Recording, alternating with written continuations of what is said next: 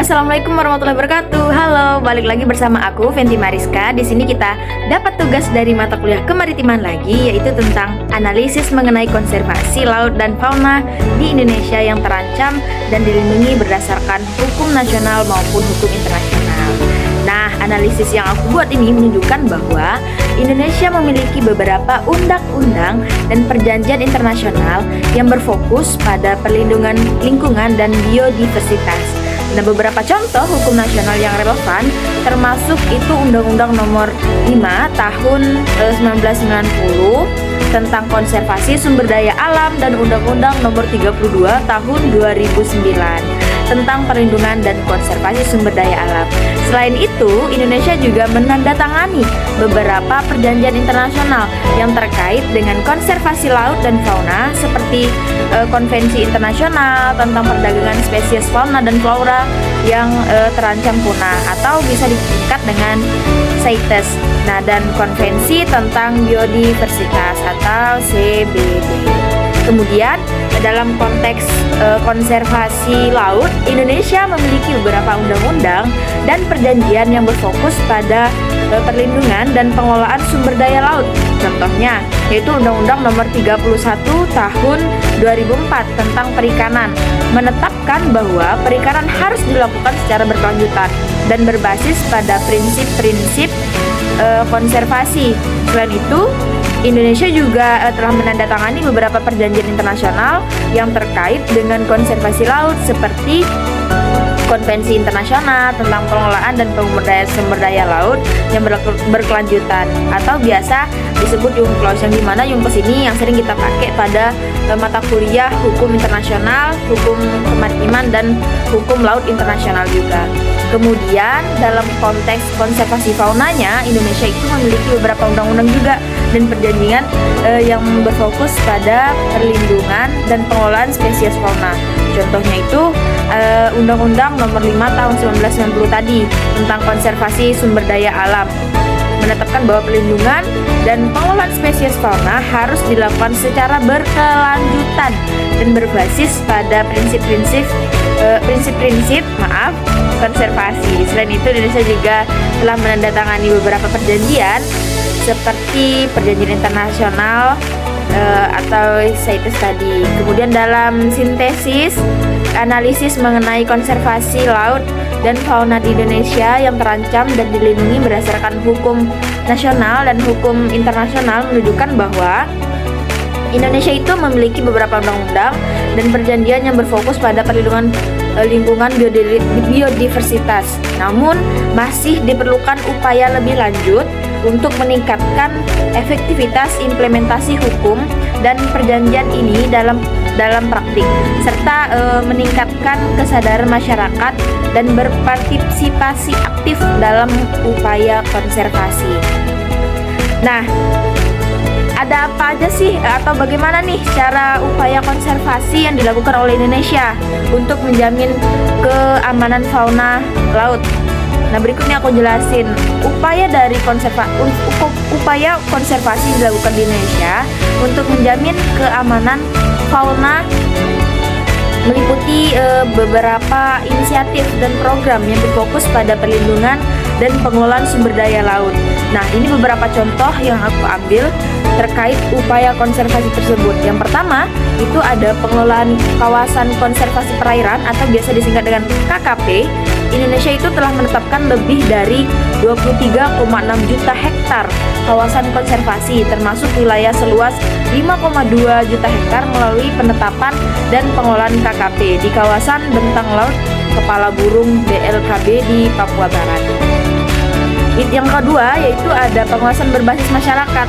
Yayasan Konservasi Alam Nusantara atau biasa disingkat dengan YKAN bersama dengan mitra pemerintah, universitas, LSM lain, dan masyarakat adat itu menerapkan pendekatan KKP atau KKP terbesar di BLKB terletak di Teluk Cendrawasih seluas 1.453.000 hektar di bawah pengelolaan Balai Besar Tanam Nasional Teluk Cendrawasih, Kementerian Kehutanan dan Lingkungan Hidup.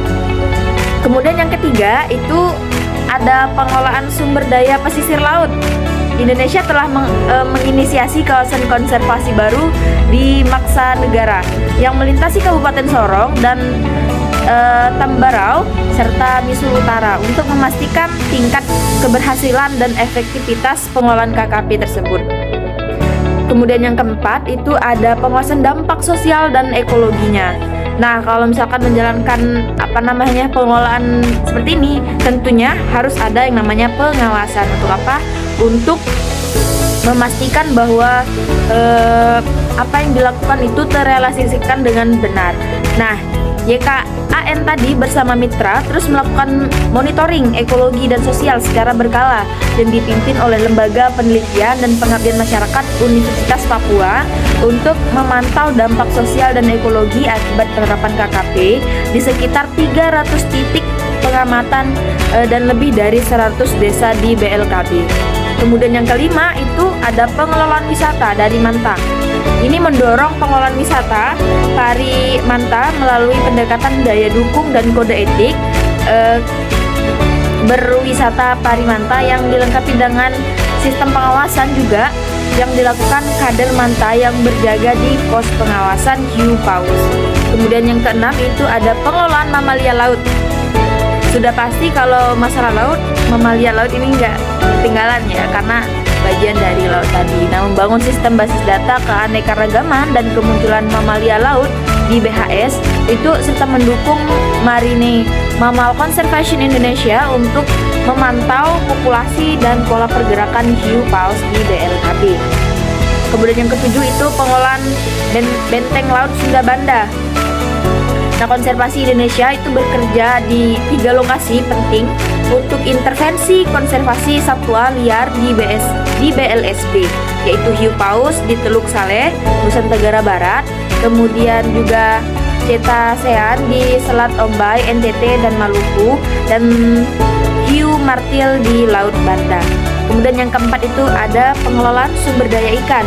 Indonesia telah meratifikasi UNCLOS 1982 dengan Agreement for the Implementation of the Convention of the United Nations Convention on the Law of the Sea of 10 Desember 1982 relating to the conservation and management of starting fish stock and highly migratory fish stock untuk melindungi stok sumber daya ikan di laut lepas.